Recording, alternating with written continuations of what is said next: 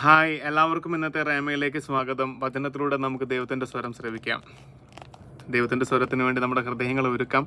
കേൾക്കുന്ന വചനത്തിലൂടെ നമുക്ക് യേശുവിനെ സാക്ഷ്യം വഹിക്കുന്നവരായി തീരുകയും ചെയ്യാം. അപ്പോൾ ഇന്നത്തെ റേമാവചനത്തിന് വേണ്ടി നമുക്കൊന്ന് പ്രാർത്ഥിച്ചൊരുങ്ങാം.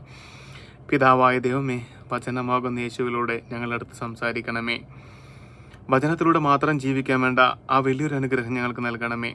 പരിശുദ്ധാത്മാവിനാൽ നയിക്കപ്പെടുന്നവരായി സ്വർഗത്തെ മാത്രം ലക്ഷ്യം വഹിച്ചുകൊണ്ട് ജീവിക്കുന്നതിനെ ഞങ്ങളെ അങ്ങയുടെ കൃപയാൽ നിറയ്ക്കണമേ. നമുക്കെല്ലാവർക്കും മാതാവിൻ്റെ മധ്യസ്ഥതയിൽ ഏറ്റുചൊല്ലി പ്രാർത്ഥിക്കാം. നന്മ നിറഞ്ഞ മറിയമേ സ്വസ്തി, കർത്താവ് അമ്മയോടുകൂടെ സ്ത്രീകളിൽ അമ്മ അനുഗ്രഹിക്കപ്പെട്ടവളാകുന്നു.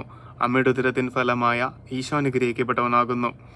പരിശുദ്ധ മറിയമേ തമ്പുരാൻ്റെ അമ്മേ, പാപികളായ ഞങ്ങൾക്ക് വേണ്ടി ഇപ്പോഴും ഞങ്ങളുടെ മരണസമയത്തും തമ്പുരാനോട് അപേക്ഷിച്ചു കൊള്ളണമേ. ആമേൻ. വചനത്തിൻ്റെ അമ്മയായ മറിയമേ, ഞങ്ങളിൽ വചനം നിറയാൻ അമ്മ നിരന്തരം അപേക്ഷിക്കണമേ. പാപികളുടെ സങ്കേതമേ, ഞങ്ങൾക്ക് വേണ്ടി അപേക്ഷിക്കണമേ. അപ്പോൾ നമുക്ക് ഇന്നത്തെ വചനം കണ്ടെത്താം. നമ്മളിതാ ഈ ഒരു ഭാഗത്തു നിന്നാണ് വചനം കണ്ടെത്തുന്നത്. അപ്പോസ്തല പ്രവർത്തനത്തിൻ്റെ 15-ാം അധ്യായത്തിൻ്റെ 31-ാമത്തെ വാക്യമാണ്. അപ്പോസ്തല പ്രവർത്തനം 15:31.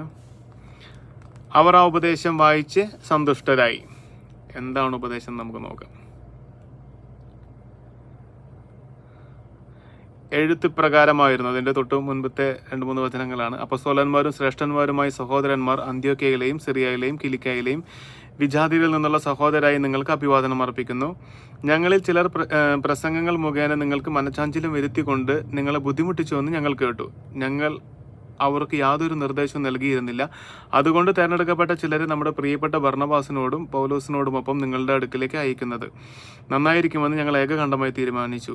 അവർ നമ്മുടെ കർത്താവായ യേശുക്രിസ്തുവിൻ്റെ നാമത്തെ പ്രതി സ്വന്തം ജീവനെ പോലും പണയപ്പെടുത്തിയിരിക്കുന്നവരാണല്ലോ. അതുകൊണ്ട് ഞങ്ങൾ യൂദാസിനെയും സീലാസിനെയും അയച്ചിരിക്കുന്നു. ഈ കാര്യങ്ങൾ തന്നെ അവർ നിങ്ങളോട് നേരിട്ട് സംസാരിക്കുന്നതായിരിക്കും. താഴെ പറയുന്ന അത്യാവശ്യ കാര്യങ്ങളെക്കാൾ കൂടുതലായി ഒരു ഭാരവും നിങ്ങളുടെ മേൽ ചുമത്താതിരിക്കുന്നതാണ് നല്ലതെന്ന് പരിശുദ്ധാത്മാവിൽ ഞങ്ങൾക്കും തോന്നി. വിഗ്രഹങ്ങൾക്ക് അർപ്പിച്ച വസ്തുക്കൾ, രക്തം, കഴുത്തു ഞെരിച്ചു കൊല്ലപ്പെട്ടവ, വ്യഭിചാരം എന്നിവയിൽ നിന്ന് നിങ്ങൾ അകന്നിരിക്കണം. ഇവയിൽ നിന്ന് അകന്നിരുന്നാൽ നിങ്ങൾക്ക് നന്ന്. മംഗളാശംസകൾ. അവർ യാത്ര തിരിച്ച് അന്ത്യോക്യയിലെത്തി ജനങ്ങൾ മുഴുവൻ വിളിച്ചുകൂട്ടി എഴുത്ത് അവരെ ഏൽപ്പിച്ചു. അവർ ആ ഉപദേശം വായിച്ച് സന്തുഷ്ടരായി. അപ്പോൾ ഒന്നുകൂടി വായിക്കാം. വിഗ്രഹങ്ങൾക്ക് അർപ്പിച്ച വസ്തുക്കൾ, രക്തം, കഴുത്തു ഞെരിച്ചു കൊല്ലപ്പെട്ടവ, വ്യഭിചാരം എന്നിവയിൽ നിന്ന് നിങ്ങൾ അകന്നിരിക്കണം. ഇവയിൽ നിന്ന് അകന്നിരുന്നാൽ നിങ്ങൾക്ക് നന്ന്. ഇതാണ് നമ്മളോട് പറയാനുള്ളത്. അപ്പോൾ നമുക്കും അവർ ആ ഉപദേശം വായിച്ച് സന്തുഷ്ടരായി. നമുക്കും ഈ ഒരു ഉപദേശത്തിൽ സന്തുഷ്ടരാവാം. ദൈവം നമ്മളെ സമർത്ഥമായി അനുഗ്രഹിക്കട്ടെ.